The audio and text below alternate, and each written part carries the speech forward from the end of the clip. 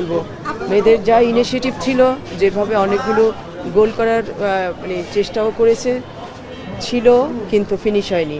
আপু, আপনি বলছেন পিটারকে জিজ্ঞেস করতে, কিন্তু আপনি তো ফুটবলের অভিভাবক এবং আমরাই আপনাকে নারী ফুটবলের অগ্রদূত হিসেবে জানি। তো আমরা আপনার কাছ থেকে জানতে চাই, যেমন ফার্স্ট 11-এ কিন্তু দেখেন তহুরা, সাগরিকা, ওরা আমাদের তারকা।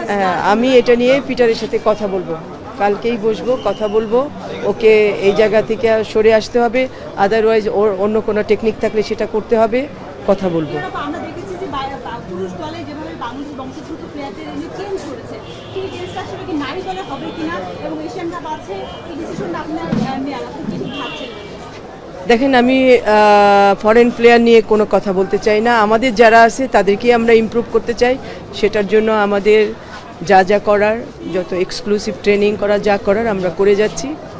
আর আজকের ম্যাচের পরে অবশ্যই, আজকের এই ম্যাচটা কিন্তু আমাদের মেইনলি ম্যাচ ছিল, প্র্যাকটিস ম্যাচ। এবং আরেকটা জিনিস ছিল সেটা হচ্ছে যে আমাদের মেয়েরা তো মার্চের জন্য প্রিপারেশন নিচ্ছে, এশিয়া কাপের জন্য প্রিপারেশন নিচ্ছে।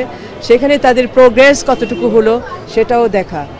এখানে তো আমরা তাদেরকে ডে বাই ডে তৈরি করছি এবং আমাদের থেকে স্ট্রং টিমের সাথে তাদেরকে খেলতে দিচ্ছি। আমাদের এটাই দেখার বিষয় যে তারা কতটুকু প্রোগ্রেস করেছে, কোন জায়গা থেকে তাদেরকে ডেভেলপ করতে হবে। পিটারও দেখতে পাচ্ছে যে পিটারও দেখতেছে কোন জায়গা থেকে ডেভেলপ করতে হবে। আমার মনে হয় হতাশ হওয়ার কিছু নেই। আমি পিটারের সাথে বসবো, অবশ্যই যেই জায়গাগুলোতে আপনারা ফাইন্ড আউট করছেন, পিটারও সেটা ফাইন্ড আউট করেছে, আমি কথা বলবো।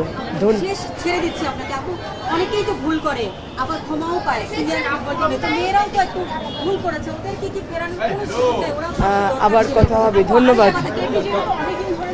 বন্ডিংটা কি আজকে মাঠের মধ্যে আপনি দেখতে পেয়েছেন? বুঝি না।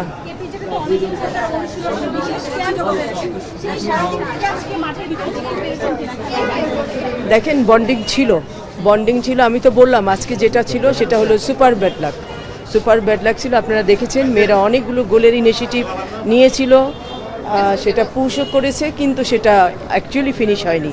ঠিক আছে, ধন্যবাদ।